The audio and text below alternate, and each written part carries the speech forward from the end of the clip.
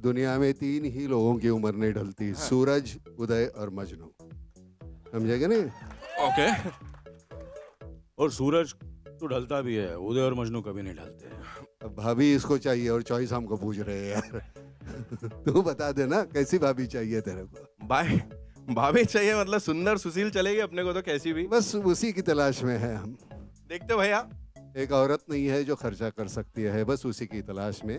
मिल जाएगी, मिल जाएगी। चलिए देखते हैं ये तलाश पूरी होती है नहीं होती भाई लोग की। फिलहाल के लिए इधर बुलाना चाहेंगे उनको। जहाँ अपने को फ्रीडम मिलता है वहाँ अपन फाइट करते हैं, समझ। लेकिन तेरा बैटरी ना रिचार्ज का है। वो क्या है ना, अपने को पैसा मिलता है, 4 पैसे ऐसे ही कमाता है अपन, तो थोड़ा बोलने दो ना भाई। हाँ?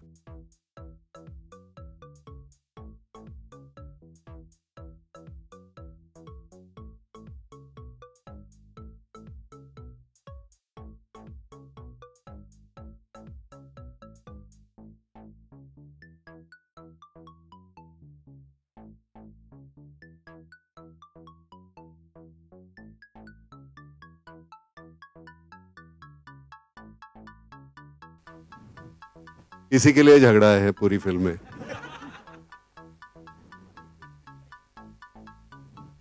खैर देखोगे तो पता चलेगा, हमें बहुत कुछ देखा है। मतलब एक होता है ऐसे स्टेज पे आने के बाद एक दूसरे के बारे में अच्छा बोलना पड़ता है। मन में तो बुरा रहता है कि नहीं बोलना है, लेकिन दिल से कहता हूं कि बच्ची को जब सिलेक्शन इसका हुआ, अनीस, तो मैंने कहा ये बच्ची अच्छी है, तो क्यों नहीं? तो वो मुझे कहती है कि मैं आपके प्रेयसी का रोल अदा करने वाली हूं, आप बच्ची क्यों कहते हैं? मैंने कहा बेटे एक्टिंग करनी है। उसके पैसे मुझे मिलेंगे। असल में तो कुछ कर नहीं सकता मैं। उदय भाई मैंने क्या कहा था? क्योंकि हेलो उदय भाई, संस्कार- एक बात तो सुनिए आप। मैंने क्या कहा था? उदय भाई, मजनू भाई और सूरज वो कभी ढलते नहीं है। अब ये इन्होंने उम्र का वो कैसे इनको बताया कि नहीं उम्र हुई है कैसे। खैर, लेकिन मैं सच कहता हूं इस बच्चे ने इतना बेहतरीन काम किया। आज मुझे बुरा लग रहा है कि परेश नहीं है, नसीर भाई नहीं है। नसीर भाई निकले थे, बैक का प्रॉब्लम हो गया तो उसकी वजह से नहीं आए। परेश अब तो एमपी है तो उसकी वजह से उधर ज़्यादा उसको डेट्स देनी पड़ती है। और तो हंस रही भाई। मैं सच कहता हूं कि थोड़ा सा एक हिचकिचाहट रहती है। मैंने कुछ अलग नाम सजेस्ट किए थे अनीस भाई को, लेकिन इस बच्ची ने इतना बेहतरीन काम किया है, इतना बेहतरीन। 2 जवान बच्चों के साथ इस बच्चे ने इतना बेहतरीन काम किया है। So really thanks a lot. मैंने देखी है फिल्म, उसके बाद मैं कहता हूँ शूटिंग के दौरान बहुत मैं चिल्लाता था। रही बात हमारे ये भाई साहब है, मैं सच कहता हूँ, मैं अकाउंट दिखाऊंगा, मेरे पूरे के पूरे पैसे मिल गए हैं और वो भी 6 महीने पहले। तो मैं आपका शुक्रगुजार हूँ। काम का तो एक आत्मिक समाधान तो होता है, लेकिन पैसे का समाधान कुछ अलग ही होता है। तो खैर मैं बहुत खुश हूँ। खैर मजाक दूर रखते हैं, लेकिन इस बंदे ने जिस तरह से, मतलब अगर 10 पैसे खर्च करने हैं तो नहीं भाई अब 20 क्यों नहीं कर रहे, 20 करने हैं तो 50 क्यों नहीं कर रहे। जिस तरह से तूने जो कुछ किया है फिल्म के लिए, मैं बड़ा शुक्रगुजार हूं सबकी तरफ से। मैंने बोला था भाई यहाँ आने के पहले मैं तेरे बारे में अच्छा बोलूंगा। इस फिल्म में आके आप जरूर देखिए जिस तरह से उसने काम किया है। I am so proud of you Babu, love you. रहे हमारे भाई साहब मजनू भाई। सच कहता हूं, परिंदा के बाद हमने एक फिल्म कोई की तो वेलकम बैक, वेलकम, और अभी की वेलकम बैक। 19 साल के बाद हमने साथ में काम किया था। अब उस वक्त तो ये भाई स्टार था, हम तो नए नए आए हुए थे। अनिल कपूर साहब तो बहुत बड़े स्टार थे, लेकिन इतनी दोस्ती हो गई कि 19 साल तक हमने काम नहीं किया फिर। लेकिन फिर मैंने वेलकम की तो वहां मैं अनिल से पहचान हुई और मैं सच कहता हूँ वेलकम बैक में मुझे रेम्यूनरेशन के साथ बहुत कुछ मिला, तो मुझे एक घर और मेरा बड़ा एक छोटा भाई मिला मुझे। I am so happy Anil.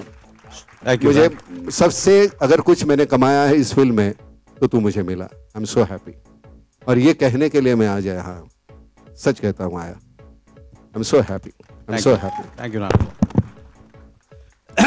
नाना साहब, देखिए मैंने भी बहुत कलाकारों के साथ काम किया है, बहुत दिग्गज कलाकार हैं जिनका नाम है, लोग बहुत तारीफ़ करते हैं और बोलते हैं कि हिंदुस्तान के बहुत ही बेहतरीन कलाकार हैं। मगर आज मैं इस मंच पर कहता हूँ कि मुझे ऐसा लगता है कि सबसे बेहतरीन कलाकार अगर मैंने किसी से काम किया है, सबसे बेहतरीन कलाकार मेरे करियर में इंटरनेशनली और nationally, and that is Nana Patekar. Wow wow. ये हम तय करके आए हैं, लिखा हुआ है, हम पूरा लिखा हुआ है। कैसी लगी मुझे मेरी ये एक्टिंग? बोलना है, मुझे ये बोलना है। मेरी एक्टिंग कैसी लगी? किसी का तो नाम लेना पड़ता है यार। तो लेकिन आज जाके देखते हुए बड़ा अच्छा लगता है, सुकून मिलता है कि हमारे हाथ से कुछ ऐसा हुआ। अनीस तू बेहतरीन बेहतरीन डायरेक्टर है। अभी अनीस लिफ्ट में आते वक्त कहता है मेरे बाल यहाँ से ठीक नहीं लग रहे हैं। मैंने कहा अनीस तेरी तू बाल की वजह से नहीं पहचाना जाता, तेरा डायरेक्शन है और तेरी लिखावट है, जो तू लिखता है इतना बेहतरीन करता है, और डायरेक्ट करते हुए हमें पता भी नहीं चलता कि ये बंदा डायरेक्ट कर रहा है। अच्छा बताओ क्या करना है? नाना जी बोलो कैसे करें? अनिल जी हाँ ऐसे, अच्छा इधर से आएंगे, ओके अच्छा चलो ओके ठीक है ओके। ये हमेशा इतना अनईजी रहता है स्टेज पे, और ये जब मॉनिटर पे होता है तो अनीस कैसे देखता है सीन? हमारा सीन चल रहा है, अनीस देख रहा है, तो सीन अच्छा हो रहा है कि बुरा हो रहा है? अनीस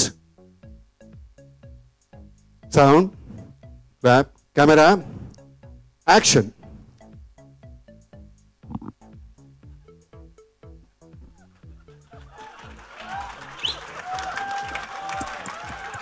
मतलब उनके चेहरे पे पता चलता है कि वन मोर, और मतलब गंदा हो गया तो एक ऐसी अल्लाह, तो फिर समझना है कि वन मोर। और ये ज्यादातर होता था इसके नसीर के और सबके सीन में, हमारे सीन में नहीं कभी होता था। अच्छा पीवीआर जरा एसी ऑन करेंगे तो बहुत मेहरबानी होगी यार। इतने सारे हॉट हॉट लोग एक साथ आ गए। तो पीवीआर को थैंक यू नहीं बोलेंगे हम लोग? हाँ नहीं कोई बात नहीं, ये सब बहाने हमको नहीं चाहिए। अनीस भाई आप जरा कुछ बोलिएंगे। I think we can all have a seat. या we can all sit down.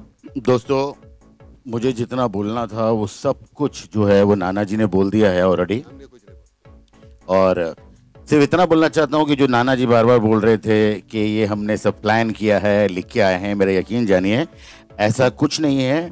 और मुझे बहुत ही खुशी हुई जब नाना जी ने जिस तरह फिल्म के एक्सपीरियंस को लेके बातें की है, वो उन्होंने दिल से की और इसीलिए हम लोगों के दिल तक पहुंची है। ये जो फिल्म है ये बहुत जल्द रिलीज होगी 4 सितंबर को। जी I think as far as the role is concerned, ये एक भाई का रोल है, जैसे आपने कहा इट्स अ कॉमेडी फिल्म, और इस रोल में जितना भी कुछ मैंने किया it's thanks to mister Anees Bazmee. Anil sir के साथ जो मेरा केमिस्ट्री है वो बहुत ही स्पेशल है, क्योंकि we work together in shoot out at Wadala, और नाना सर के साथ टैक्सी 9-11 में, परेश सर के साथ गरम मसाला और एक आध और फिल्म में। So the chemistry is really special, और इन सब से मैंने काफ़ी कुछ सीखा है। एंड क्रेडिट तो सिर्फ अनीस भाई को देना चाहता हूँ, बिकॉज जिस तरीके से उन्होंने मुझे इसमें गाइड किया I think is really really special.